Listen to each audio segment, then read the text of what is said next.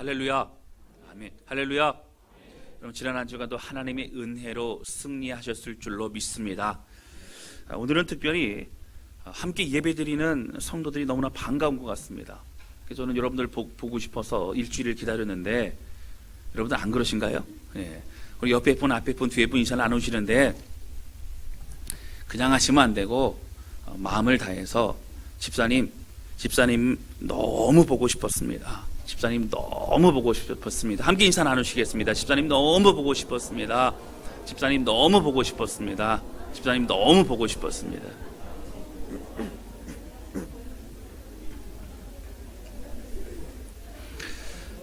여러분, 우리는 혼자 예배드리는 게 아닙니다. 함께 예배를 드립니다. 여러분, 우리는 혼자 가는 길이 아닙니다. 함께 손잡고 나아가는 믿음의 공동체인 줄로 믿습니다. 지난주에 우리는 약복강가에서 하나님의 사자를 만나는 야곱에 대해서 함께 말씀을 나누었었습니다. 험악한 인생을 살았던 야곱이었습니다. 힘든 인생이었지만 그는 그의 머리를 의지했고 그리고 그가 열심히 살았던 의지적인 사람이었습니다. 잘 되는 것만 같았습니다. 힘든 만큼 보람도 있는 것만 같았습니다. 그러나 그를 지켜보시던 하나님은 그 하나님의 뜻이 하나님 앞에 온전히 꺾여질 때에 하나님의 사람으로 은혜를 누릴 수 있음을 아셨기 때문에 눈에 보이는 그가 살아왔던 그 어떤 것보다 정말 행복하고 정말 값진 인생이 무엇인지를 알게 하기를 원하셨습니다. 여러분, 많은 사람들은 아브라함을 믿음의 조상이라고 합니다. 그리고 믿음의 사람이라고 인정합니다. 그는 사실 갈대아 우르의 모든 터전을 버리고 하나님의 약속하심을 듣고 창세기 12장의 말씀을 듣고 그는 출발합니다. 막연합니다.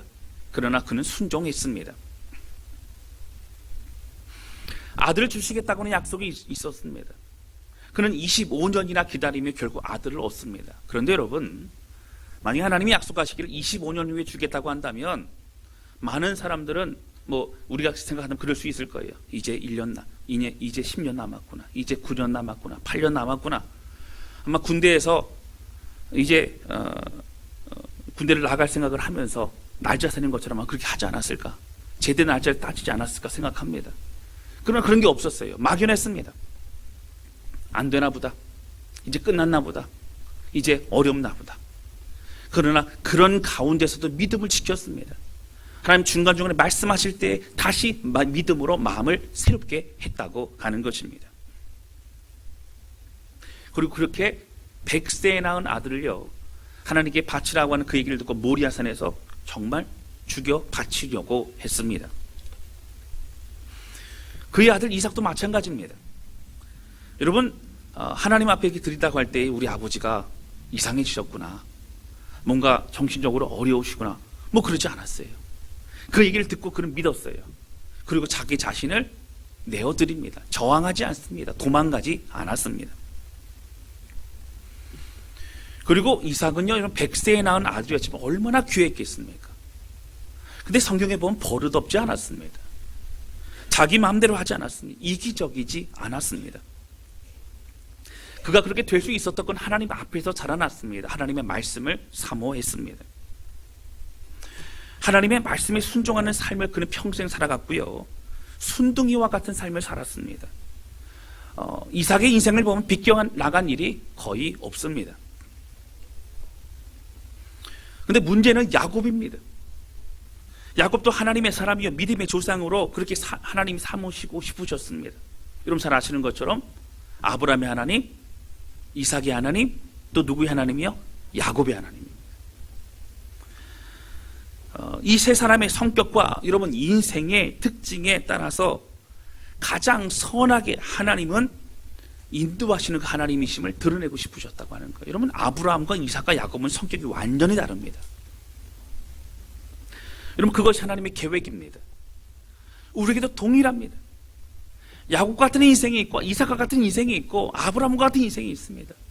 그러나 동일하게 하나님은 내가 너희를 책임져 주고 너희 하나님이 되어줄 것이다, 이렇게 말씀하시고 있다라고 하는 것입니다. 여러분, 야곱의 특성상 사실 너무도 자유분방하고 자신의 머리를 의지하고 그리고 자기 생각과 의지를 가지고 살아갔던 사람, 바로 열심히 살았죠. 그러나 이러한 사람들이 누구보다도 믿음의 사람이 되는 거 참 어렵습니다. 왜냐하면 믿음의 사람은 전적으로 하나님을 의지하는 사람이기 때문에 그렇습니다. 하나님을 섬긴다는 것은 온 마음과 삶을 주 앞에 드리는 것을 말하기 때문에 그렇습니다. 눈에 보이지 않는 하나님의 말씀을 믿고 그렇게 이루실 줄을 믿고 믿음의 길을 걸어가는 것이 믿음의 사람이기 때문에 그렇습니다. 여러분, 야곱을 묵상할수록요, 우리의 삶의 방식과 너무나 똑같다는 그런 생각이 많이 듭니다. 조금만 틈이 있으면 내 머리, 내 생각, 내 열심, 그렇게 살아왔던 것이 우리의 인생이기도 합니다. 그게 너무 놀라운 것이죠. 오늘은 믿음의 사람이 되어가는 야곱의 모습을 함께 좀 더 살펴보려고 합니다. 이 말씀을 통해서 야곱과 같이 험악한 인생이 여러분 다시 이스라엘과 같이 믿음의 은혜의 삶을 누리게 되어지는 그런 우리 모두가 되실 수 있기를 주님의 이름으로 축복합니다. 첫 번째 함께 나누기 원하는 것은요, 전략보다 먼저 기도라고 하는 것입니다. 오늘 본문의 말씀, 믿음의 사람으로 만드시는 하나님의 인도하심의 과정을 보고 있습니다. 이 믿음의 사람은 너무나 중요합니다. 여러분, 아브라함을 통해서요 이스라엘 민족이 시작이 되었습니다. 그 전에는 전 인류가 그냥 살았어요. 그런데 하나님은 구원의 계획을 누구서부터 시작하셨어요? 아브라함서부터 실질적으로 시작하십니다. 아브라함을 부르셨습니다. 너를 통하여 모든 민족이 복을 얻게 될 것이다. 여러분, 아브라함은요 한 가정의 가문의 사람입니다. 여러분, 아무리 많아야 100명입니다. 그런 하나님의 사람, 바로 아브라함을 하나님은 들어서 모든 민족의 그 중요한 민족으로 삼기를 원하셨습니다. 전 세계 축복의 복음의 통로가 되기를 원하셨습니다. 그런 이스라엘 백성들에게 제일 중요한 것은 하나님을 어떻게 섬기는 것인가를 알아가는 거예요. 그러면 전혀 모르죠. 이제 시작입니다. 하나님 앞에서 어떻게 살아가는 것이 하나님의 백성인가를 전혀 몰랐습니다. 그 알려주는 첫 번째 사람이 아브라함입니다. 믿음이란 무엇인가? 이삭입니다. 순종의 삶입니다. 이 야곱입니다. 자기의 생각과 가치관과 자기의 삶으로 살아왔던 모든 걸 내려놓고 주님께 나아가는 삶이 무엇인가를 알려주는 겁니다. 그래서 하나님은 아브라함과 이삭과 야곱을 통해서 하나님이 어떠한 분이신지를 드러내주고 있으시다고 하는 겁니다. 그리고 그 말씀을 통해서 이스라엘 백성들은 이제 애굽 땅에서부터 계속적으로 아브라함과 이삭과 야곱의 하나님을 묵상합니다. 그 말씀에 순종합니다. 그 말씀을 삶에 적용합니다. 여러분, 아브라함과 이삭과 야곱을 통해 말씀하시고, 그리고 결국은 어떻게 됐어요? 야곱의 자녀를 통해서는 12지파를 허락하시고, 그때부터 본격적으로 이스라엘 민족으로 부흥케 허락하셨습니다. 그만큼 아브라함과 이삭과 야곱은 너무도 중요한 믿음의 조상이었다고 하는 겁니다. 이들이 믿음이 무엇인지를 보여줘야 되는 겁니다. 이들의 삶의 모습이 후손들의 가장 중요한 그런 모델 본이 되어야 됐다라고 하는 것입니다. 여러분, 그래서 이 말씀들은요, 지금 신앙생활은 우리에게도 굉장히 중요하게 적용이 됩니다. 아브라함과 같은 믿음의 사람이 되어지고, 이삭과 같은 순종의 사람이 되어지고, 그리고 야곱과 같이 하나님 앞에 무릎 꿇고 꺾여지고 새롭게 출발하는 인생이 우리도 될 수 있어야 된다라고 하는 것입니다.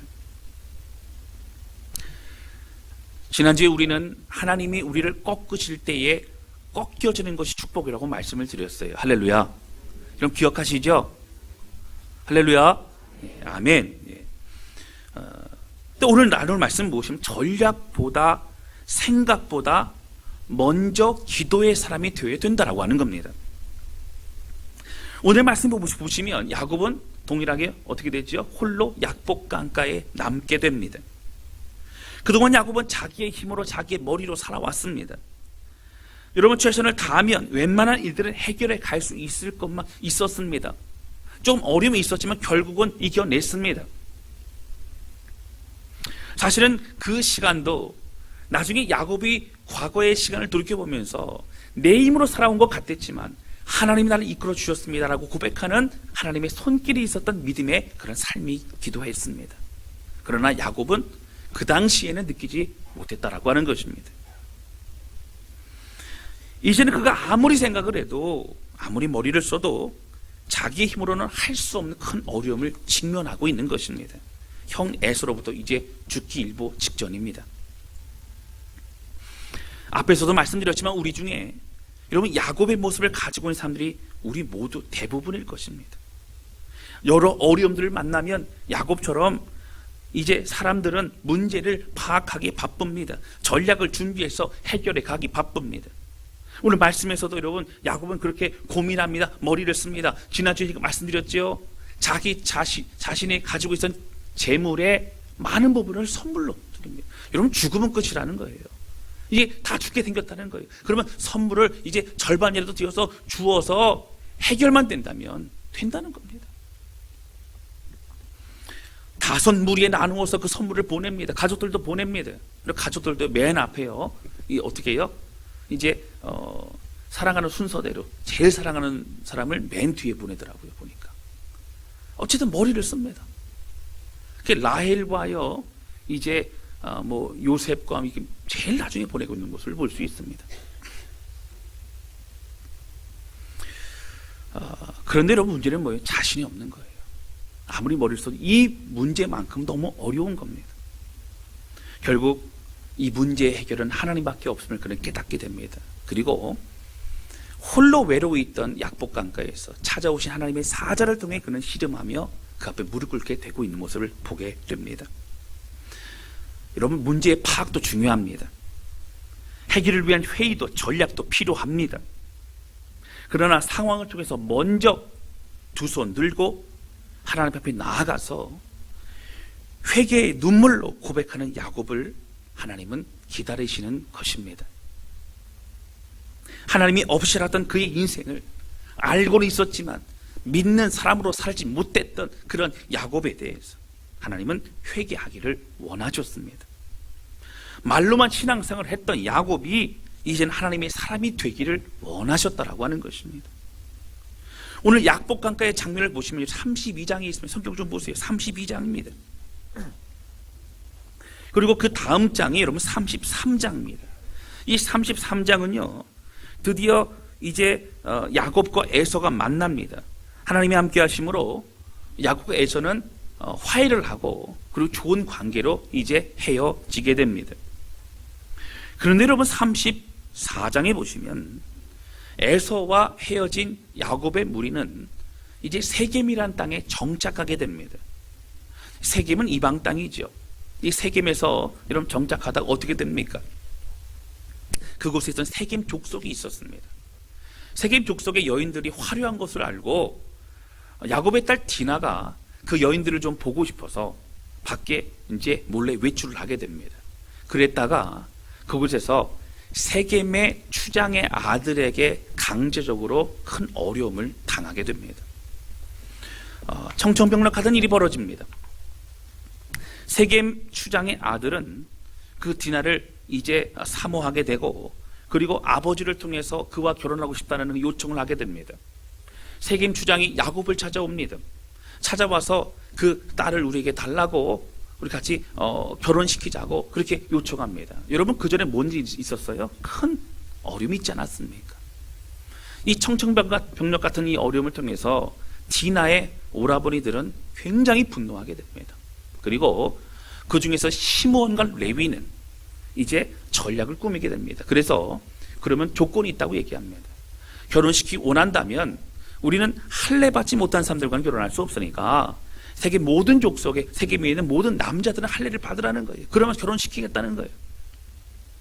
그리고 할례를 받고 3일째 되던 때에 모든 그 세겜 족속의 남자들이 할례를 받았을 그때에 레위와 이제 시므온은 칼을 가지고 들어가 그 안에 있었던 모든 남자들 다 죽이게 됩니다.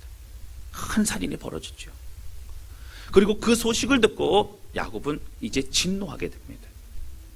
디나의 일도 문제지만 그렇게 살생했던 그 큰 살인의 문제도 큰 문제고 이제 그 소식을 들은 주변 다른 그런 민족들이 이제 그런 위협을 주고 있는 이스라엘 민족을, 이스라엘 그 야곱의 족속을 가만두지 않을 것이라고 하는 거예요. 힘도 없습니다. 뭐 크지도 않습니다. 군사력도 없습니다. 그런 나약한 야곱의 족속, 야곱의 가문은 이제 몰락하기 직전에 이르게 되었다고 하는 겁니다. 여러분, 그리고 35장으로 갑자기 넘어갑니다. 여러분, 34장이 해결이 안 됐습니다. 근데 35장 넘어갑니다. 그리고 어떻게 됩니까? 하나님이 야곱에게 말씀하시면 나타나십니다. 너는 베델로 올라가라. 베델로 올라가라. 여러분, 이 사건이 어떻게 해요? 34장이 끝나는 게 아니라 35장이 끝납니다. 이 문제의 상황을 가지고 하나님 말씀을 너는 베델로 올라가라. 이런 문제 해결이 아닙니다. 너는 하나님 앞에 지금 순종하라. 하나님 지금 급합니다. 다른 민족이 우리를 쳐들어올 겁니다. 다른 민족 중에서 제일 힘 있는 민족에게 우리 가지고 있는 재물이라도 갖다 주어서 화친이라도 맺어봐야 하나님 우리는 목숨을 구제할 수 있지 않겠습니까? 이런 그런 마음이 있었을 거예요. 그러나 그렇지 않았습니다. 다른 전략을 쓰지 않습니다. 다른 방법을 구하지 않습니다. 하나님 말씀하셨을 때에 야곱은 어떻게 순종합니다. 베델로 올라갑니다. 그 앞에 물을 꿇습니다. 여러분 35장에 나중에 보시면 아시겠지만 야곱은요 왜 베델로 올라오라고 그러셨는지 잘 알았어요. 그래서 35장에 이제 보시면 2절 말씀 보세요. 자, 야곱이 이에 자기 집안 사람과 자기와 함께한 모든 자에게 이르되 뭐라고 하죠? 너희 중에 있는 이방 신상을 버리고 자신을 정결하게 하고 너희들의 의복을 바꾸어 입으라 이렇게 합니다. 하나님 앞에 기도하러 가는 거예요. 회개하러 가는 거예요. 하나님 앞에 마음을 드리러 가는 것입니다. 여러분, 야곱이 바뀌었다고 하는 거예요. 야곱이 달라졌습니다. 여러분, 야곱은 어떤 사람이에요? 머리를 썼던 사람입니다.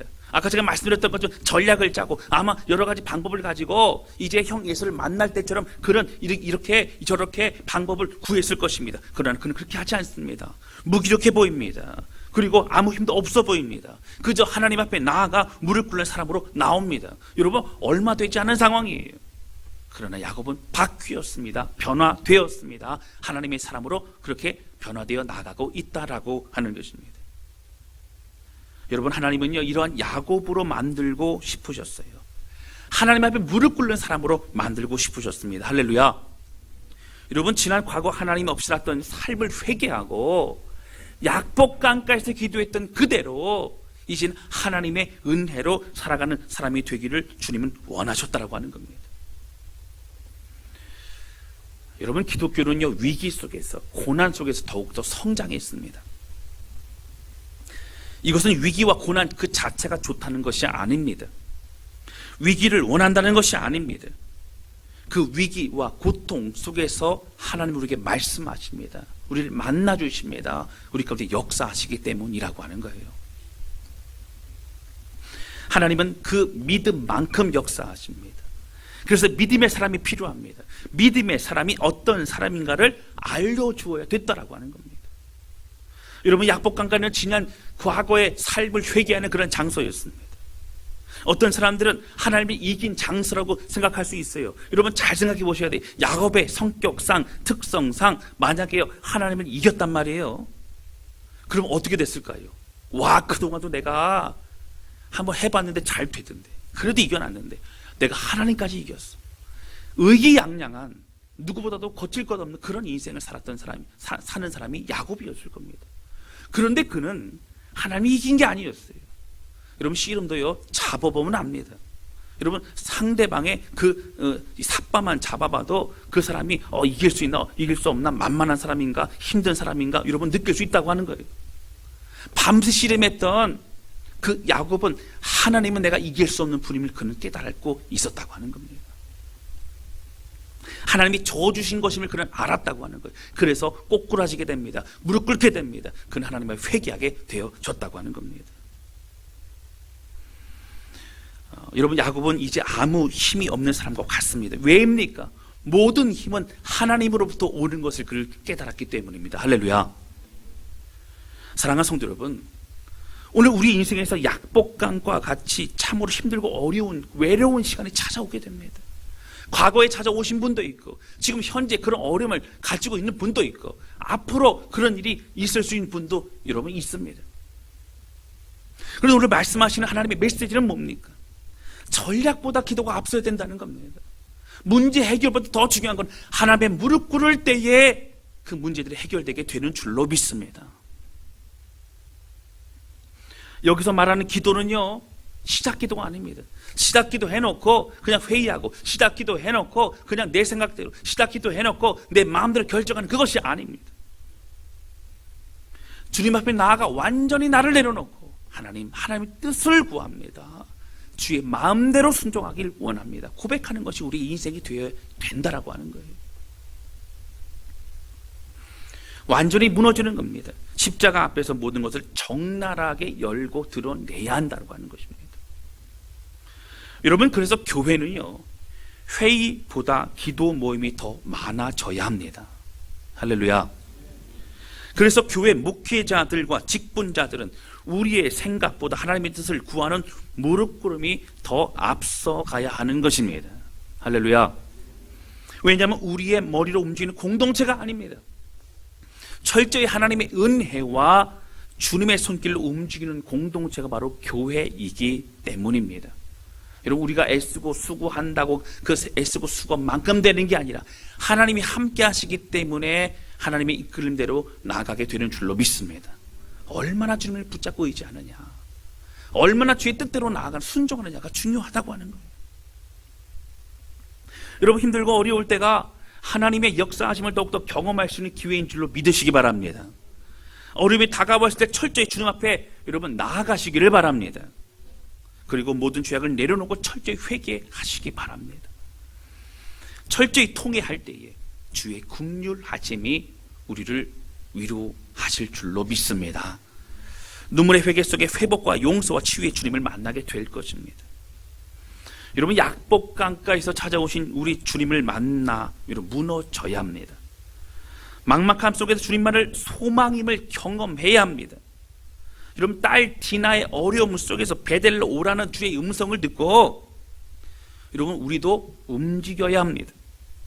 주님이 홀로 외롭게 하실 땐 여러분 우리는 외로워야 합니다.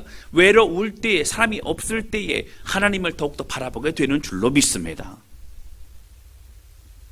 철저히 주님만 바라보던 그 시절이 우리에게는 가장 큰 은혜의 시간이었습니다.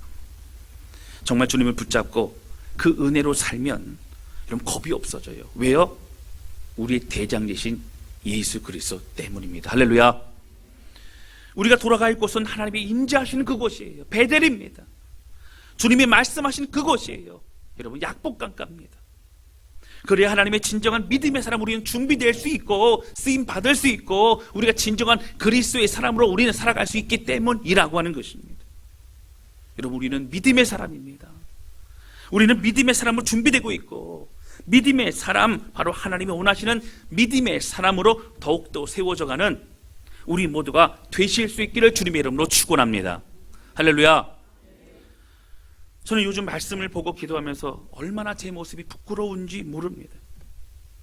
똑같은 말씀을 묵상해도 제 안에 있는 부끄러움과 제 안에 연약함들이 자꾸 드러나 하나님 앞에 참 부끄럽습니다. 성도들이 아픈 것도 다 저의 부족함 때문인 것 같습니다. 성도들이 힘든 것도 저 때문인 것 같습니다. 아닙니다. 맞습니다. 여러분, 저 때문입니다. 담임 목사님, 저 때문입니다. 제가 더 기도하지 않았기 때문입니다. 제가 더 베델로 올라가지 않았기 때문입니다. 제가 더 약복강가에서 하나님 만나 무너지지 못했기 때문이라고 하는 것입니다.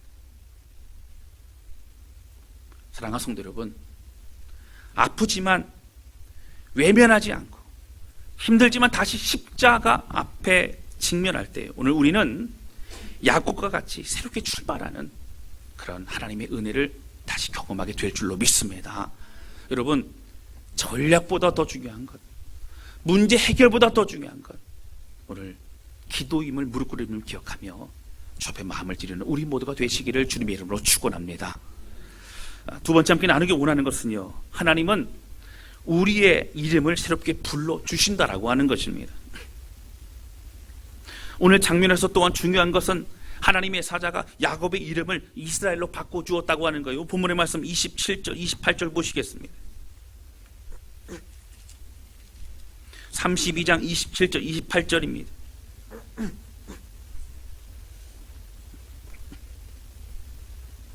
우리 같이 읽겠습니다. 시작. 그 사람이 그에게 이르되 내 이름이 무엇이냐? 그가 이르되 야곱이니이다. 그가 이르되 내 이름을 다시는 야곱이라 부를 것이 아니요 이스라엘이라 부를 것이니 이는 내가 하나님과 및 사람들과 겨루어 이겼음이니라. 아멘. 할렐루야. 여러분, 바로 이 말씀에서 이름을 바꾸어 주십니다.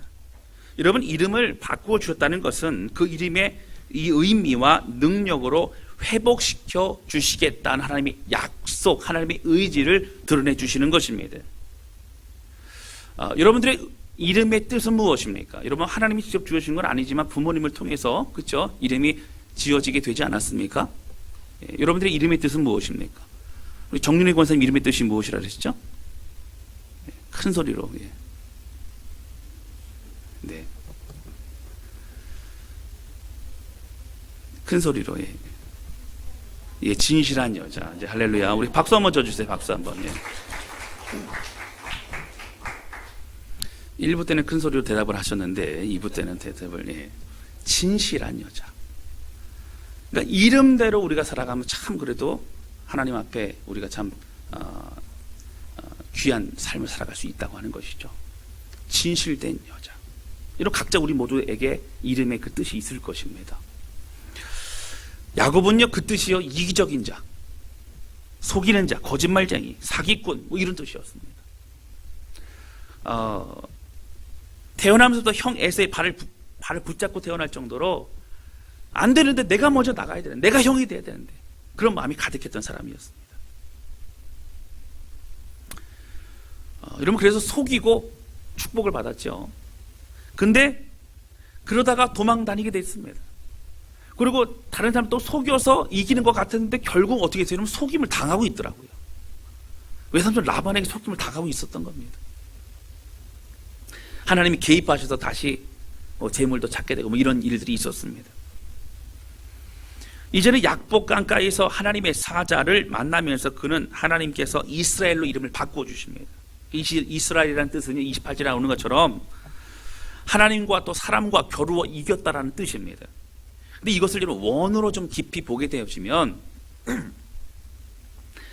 하나님과 싸워서 이긴 게 아니라 하나님과 더불어 싸우는 자라는 뜻이 됩니다. 여러분, 약복강가에 하나님과 싸운 것 같지, 하나님과 씨름한 것 같죠. 그런데 그 하나님의 능력이 내 것임을 알고 이제는 하나님과 더불어 하나님과 함께 싸워나가는 사람으로 되고 있더라라고 하는 거예요. 할렐루야. 그래서 지금 이스라엘 백성들이, 이스라엘 그 나라가 왜 이스라엘은 이름을 씁니까? 하나님으로부터, 하나님의 힘으로부터 싸워 이기는 나라가 바로 이스라엘이라는 그런 뜻이라고 하는 거예요. 여러분, 그동안은요, 그는 닥치는 대로 자기에게 맞닥뜨리는 사람들마다 다 싸웠어야 돼요. 다 이겼어야 돼요. 다 속였어야 돼요. 다 그들을 넘어서야만 그는 살아갈 수 있었다라고 생각했습니다. 약복강가에서도 하나님의 사자가 오니까 어떻게 해서 일단은 싸워보는 거예요. 일단은 씨름하는 거예요. 일단은 대면하는 거예요. 그러나 이제는 하나님과 싸우는 것이 아니라 하나님과 더불어 하나님의 힘으로 하나님의 능력으로 싸운 자가 되게 된 것이라고 하는 거예요. 자기 뜻대로 살려고 했던 야곱이라는 존재와 하나님의 은혜로 살아가게 만드시려는 하나님의 그 마음이 이제 어떻게 해요? 싸우는 것이에요. 그런 가운데 하나님의 뜻 가운데 야곱은 변화된 이제 이스라엘이 되고 있는 것을 볼 수 있습니다. 이렇게 이름을 바꾸어 주시는 게 굉장히 중요합니다. 여러분, 나중에 언젠가 이름을 바꾸어 주는 이 사람들에 대해서 제가 좀 말씀을 좀 드릴 텐데, 오늘은 간단하게 말씀드리면요. 여러분, 성경이 이름 바꿔 주는 내용이 많지는 않아요. 여러분, 대표적으로 아브라함은요, 원래 이름이 아브람이었습니다. 아브람은 큰 아버지, 어떤 위대한 아버지, 이런 뜻입니다. 근데 아브라함은요, 열국의 아버지, 모든 민족의 아버지, 이런 뜻입니다. 여러분, 전 세계의 모든 민족의 아버지가 될 것이다. 주님께서 그렇게 약속하시면서 바꿔주신 이름이 아브라함입니다. 근데 여러분 이 이름을 바꿔줄 때가요, 창세기 17장 5절에 나오는데요, 그때는 아브라함이 나이 99세 때에 바꿔주십니다. 하나님의 약속이 있었지요. 왜 99세 때 바꿔주실까요? 끝까지 믿으라는 거예요. 여러분 100세 때 아들 낳았잖아요. 끝까지 흔들리지 말라는 겁니다. 믿음으로 나아가라는 거예요. 하나님께서 100세 때면 나을 것이다 알려주면 좋잖아요. 그게 아니었습니다. 기다리라, 기다리라, 기다리라. 아내 사라는요, 경수가 끊어지고 전혀 육신적으로는 자녀를 낳을 수 없는 그런 몸이었습니다. 그러나 하나님이 하시겠다는 거예요. 그리고 99세 때에 아브라함을 아브라함으로, 사례를 사라로 이름을 바꿔주셨어. 열국의 아버지, 열국의 어머니로 이름을 바꿔주셨고 결국은 그렇게 축복으로 이끌어 가셨습니다. 할렐루야. 여러분 시몬이 어떤 이름으로 바뀌었지요? 베드로로 바뀌었어요. 게바가 베드로로 바뀐 게 아니고 게바랑 베드로는 같은 뜻입니다. 그러니까 시몬이란 이름이 바뀌었어요. 시몬이란 이름의 뜻은 무엇이냐면 바로 들음이란 뜻이에요. 듣다, 들음. 이런 베드로는 원래 듣기만 했던 사람이에요. 그럼 베드로는 말을 안 하는 그런 뜻이 아니고요. 듣고 말은 했는데 건성으로 듣고 건성으로 말했던 사람이에요. 즉흥적으로 듣고 즉흥적으로 말했던 사람입니다. 갈대와 같이 흔들리는 사람이라는 뜻을 가지고도 있어요. 베드로는 정말 듣기만 했고 그리고 생각나는 대로 말했던 사람입니다. 그리고 겉으로 듣고 겉으로 말했습니다. 그는 삶의 진정한 변화가 없었습니다. 갈대와 같이 쉽게 흔들릴 사람이었습니다. 그런 연약한 사람이었고요. 쉽게 포기하고 두려워하는 그런 사람이었습니다. 그래서 그는 주님께서 잡혀가신다 그래도 내가 죽어도 주님을 떠나지 않겠습니다 고백했던 베드로는 그 제사장의 여종이 너 저 사람과 같이 있던 사람 아니야? 라고 했을 때에 저주함에 부인하며 목숨을 구걸하기 위해 그는 거짓말하고 도망가는 사람이 되고 만다고 하는 겁니다. 그러나 그런 그에게 주님은 말씀하셨지요. 너는 이제 시몬이 아니라 게바다. 너는 베드로다. 베드로가 무슨 뜻이라고요? 반석이에요, 반석. 결코 흔들리지 않은 굳건한 반석. 내가 그 위에, 그 믿음의 고백 위에 내가 교회를 세우겠다. 할렐루야. 하나님의 사람으로 바뀌어가고 있다고 하는 거예요. 결국 베드로는 어떻게 됐습니까? 그는요 당당하게 성령 받고 사람들에게 나아가 이제 어떻게 목숨이 두려웠던 그가 전혀 개의치 않고 사람들에게 복음을 전할 수 있던 너희가 죽인 예수가 바로 그리스도라 고백하는 믿음의 사람이 되고 있는 것을 보게 됩니다. 마지막까지 그는요, 저는 전승에 의하면 저는 똑바로 십자가에 못 박혀 죽을 수 없습니다. 저는 죄인입니다. 거꾸로 십자가에 못 박혀 죽었다는 그런 전승이 있는 것을 보게 됩니다. 호세아서에서도 이런 내용이 나오는데 좀 시간이 없기 다음에 말씀을 드리고요. 사랑하는 성도 여러분, 우리도 예수님 때문에 이름이 바뀌었어요. 할렐루야. 어떻게 바뀌었을까요? 그럼 천주교에서 말하는 세례명 이런 거 말고요. 그런 게 아니고 그리스도인으로 바뀌었어요. 할렐루야. 그리스도의 사람. 여러분 성도가 무슨 뜻인 줄 아세요?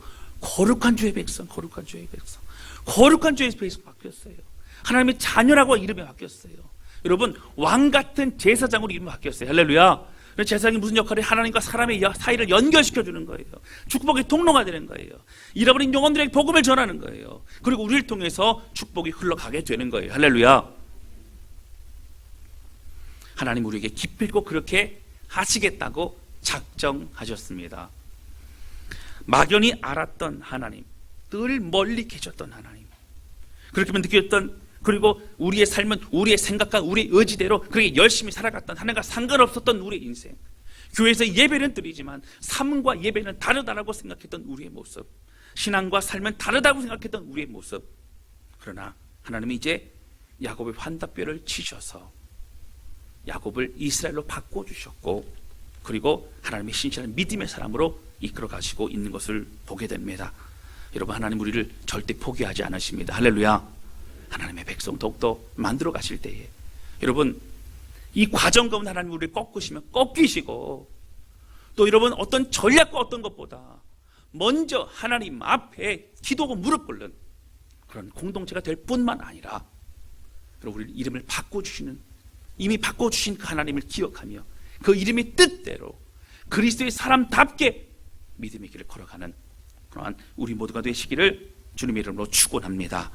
여러분, 예수님의 사람으로, 예수님의 모습으로 오늘 야곱과 같은 믿음의 사람을 더욱더 우리를 만드실 그때에 여러분, 저도 주님의 사람이 되는 것을 원합니다.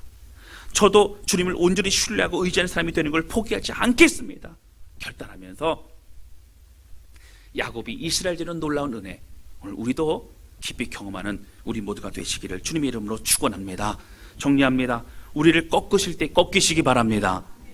여러분, 어떤 전략과 어떤 것보다 먼저 무릎 꿇고 회개하고 주님의 의지하며 기도하는 우리 모두가 되시기를 주님의 이름으로 축원합니다. 여러분, 무엇보다 우리 이름을 바꿔주는 하나님, 그 주님 바라보면서 저는 달라졌습니다. 이전에 내가 아닙니다.